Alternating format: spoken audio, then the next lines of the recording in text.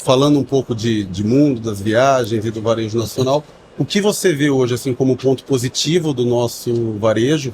Elencar alguns itens e ainda situações que a gente pode amadurecer até dentro desse contexto que a gente está conversando. Eu acho que hoje as lojas, como eu estava falando, né, não perdem para a concorrência. Realmente o Brasil está extremamente avançado nisso. Eu acho que o arquiteto, né, comercial, o arquiteto de comunicação visual, né, de ambientação, esse profissional também se desenvolveu no Brasil. Sim. Eu acho que não só nas escolas, mas na prática.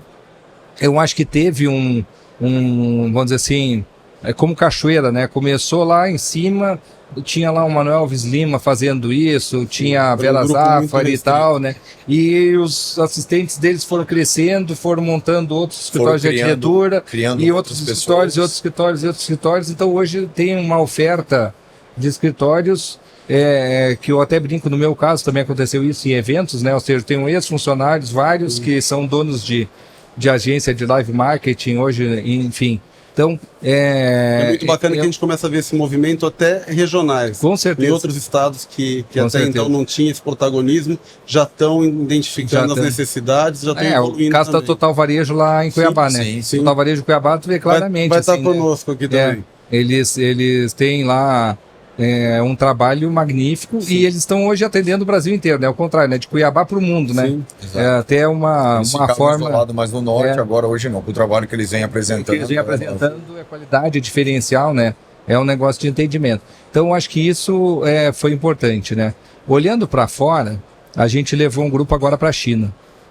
Levamos 32 varejistas para a China, né?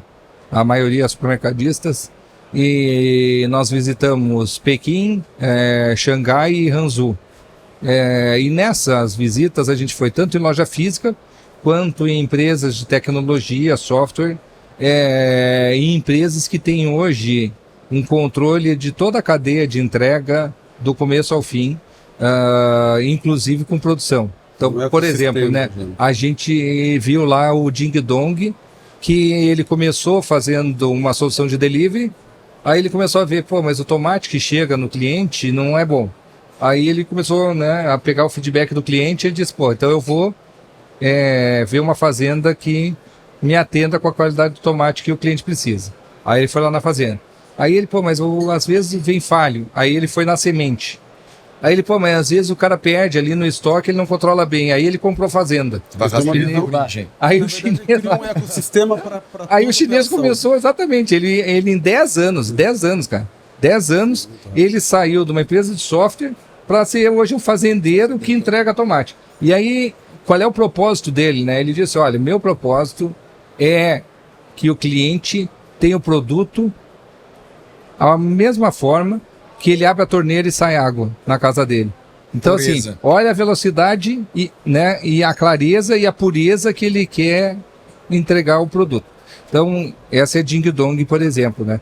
Aí você vê lá o Alibaba lá fazendo excelente trabalho, tu vê lá a Tencent lá com o Meituan fazendo excelente trabalho, tu vê várias empresas hoje lá fazendo trabalhos diferenciados, e cada uma com o seu propósito. Isso que eu achei legal. Ou seja, a gente aqui fala que o consumidor está no centro, mas lá eles praticam. Sim. O consumidor realmente é o centro. Tanto é verdade que tem empresa que vende na empresa concorrente o produto dele. Por quê? Porque ele diz, cara, o meu consumidor está mais lá do que aqui, mas ele quer o meu produto. Então, tudo bem, eu vou vender lá. Não tem problema para mim. O importante é eu vender e manter a fidelidade dele comigo naquela categoria que ele só compra de mim. E aí, mais profundamente, a gente imaginando, né? Aqui eu vejo muitos supermercadistas fazer o trabalho, por exemplo, de construção de loja de localização, estudando só o potencial de compra da região, etc, etc, etc, né? Lá, a gente viu um case, por exemplo, do Sam's Club. O Sam's Club, que é americano, certo? Está instalado na China, uma das empresas que mais cresce na China. O que ele faz? Ele primeiro monta dark stores numa determinada região. Uhum. Então ele chega lá e escolhe uma região. Olha, aqui os caras disseram aqui por todas as contas que tu vai vender pra caramba. Aí ele, ok, obrigado, tchau, né? Dá tchau pra empresa de pesquisa. Aí ele vai lá, põe uma dark store. Aí depois ele põe uma segunda a 2 milhas de distância. Ele põe uma terceira 2 milhas. Ele põe uma quarta, ele põe uma quinta, ele põe uma sexta, põe uma sétima, uma oitava, uma nona, uma décima. Aí ele faz uma circunferência. Se em um ano aquele negócio deu um potencial, aí ele vê qual é o potencial de compra daqueles consumidores, aí que ele monta a loja. Monta uma loja do tamanho do Sam's Club, mix, né? O tamanho é o Sam's Club, que é o padrão, aquele, né? 20 mil metros. Mas com mix já adequado, regionalizado, atendendo aquele determinado público, aquela determinada demanda daquela região gigante. E aí a gente depois foi para a loja física, né? Porque isso foi o cara do software que nos mostrou, o cara da tecnologia. A gente foi para a loja física, bombando numa terça-feira. Ou seja, não é feriado, não é domingo, não é sábado. A loja gigante, 11 horas da manhã, bombando com fila nos caixas. Então, o que é isso, né? É consequência de quê? De todo esse piloto que eles fazem, e eles não têm problema de... Ou seja, eles têm um negócio chamado velocidade chinesa, que é uma pressa absurda, mas ao mesmo tempo eles dizem, cara, vamos fazer piloto. Vamos ver se está certo. Vamos passo a passo. Então tu vê que tem método, né, cara? Tem processo, tem uma cultura enraigada de fazer o melhor. E obviamente com o tino comercial que é deles, naturalmente, né? Questões também que a gente aprende nessas viagens, né? Que vocês dois, tanto o Guilherme quanto o Gustavo, vocês tiveram a oportunidade de fazer conosco. E aí eu vou extrapolar, tá? Ou seja, eu vou falar os 3 continentes, né? Que a gente leva grupos, né? Ou seja, Estados Unidos, basicamente, Norte América, Europa, né, de modo geral, porque a gente já foi tanto para a Inglaterra, quanto para a França, quanto para a Itália, Alemanha. A primeira que eu fui para a Alemanha deve fazer mais de uma 20 anos, né? E a Ásia agora lá com a China, né? O que acontece, diferente do Brasil ainda, tá? A gente tem lá uma coisa que é muito importante, que é o posicionamento da rede, da empresa e da marca. Então, existe aquilo que, de novo, aqui ainda está nos livros, né, mas tem pouca prática, mas está começando, eu acho, que é o supermercadista, o varejista, do modo geral, dizer qual é o seu propósito. Olha, o meu propósito é esse, eu vou fazer isso, né? A minha vocação é essa, eu sei que eu vou vender isso e eu sei para quem eu quero vender. Só que no momento que ele toma essa decisão, ele tem que dizer sim para isto, e não para o resto tudo, certo? E aí é que ele se enrola no Brasil, né? Ele fica nessa zona cinzenta que ele está atendendo o cliente X, mas ele ainda está atendendo o YZ porque ele acha que vai fazer. E ele não se dá conta que se ele atender só o X, ele vai ser muito mais rentável. E até formato de loja, você vê, né? Contrastes muito grandes dentro da mesma, com certeza. Dentro da mesma rede. E aí nas visitas que a gente faz, não sei se vocês lembram a última Euroshop, por exemplo, né? Sim. A gente ia lá na Alemanha, um Edeka, né, Zurheide, e no mesmo terreno um Audi. Né? Aí tu vai nos Estados Unidos, juntos, né? Aí tu vai lá aí diz, não, mas isso é na Alemanha. Não é na Alemanha. Vai para os Estados Unidos, tu tem no Strip Center, às vezes 3 lojas diferentes de supermercados. Né? Mas por quê? Porque o Sprout, ele trabalha com um público. O Whole Foods trabalha com outro público. E o Walmart Neighborhood, que é a loja de vizinhança do Walmart, trabalha com outro público.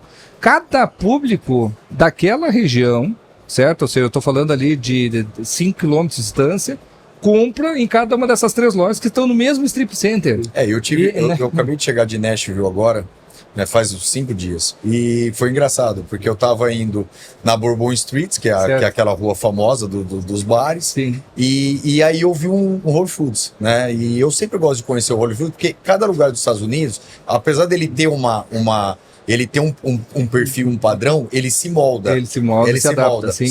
Orlando, ele tem um formato porque é mais latino, né? Sim. E lá não, Tennessee é o americano mais raiz.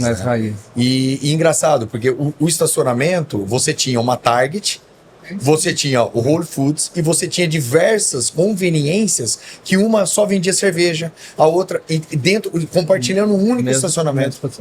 E aí você percebia que o carro parava, tinha o consumidor que isso aconteceu comigo. Eu fui com a minha esposa na Target e saí da Target e fui no Whole Foods, porque o que eu fui direcionado a comprar na Target era ali, e são públicos diferentes, produtos diferentes e propostas diferentes, e consumo diferente. Exatamente. E o posicionamento, né? Então, assim, É muito interessante isso, né? Porque o mesmo arroz eu vendo em 3 lojas diferentes, né? Mas aquela marca de varejo me dá uma experiência, diferente. Uhum. E aí entra o papel de vocês de novo, né? Como arquitetura, como ambientação, como comunicação, né? Que é fundamental, porque vocês tangibilizam isso para o consumidor. Sim. Então o consumidor ele enxerga isso claramente com o que vocês emprestam para o varejista, né? E eu empresto no sentido lúdico, né? Ou seja, vocês ajudam o varejista a vender mais, né? E graças a vocês é que esse negócio tem crescido no Brasil, graças a Deus, né?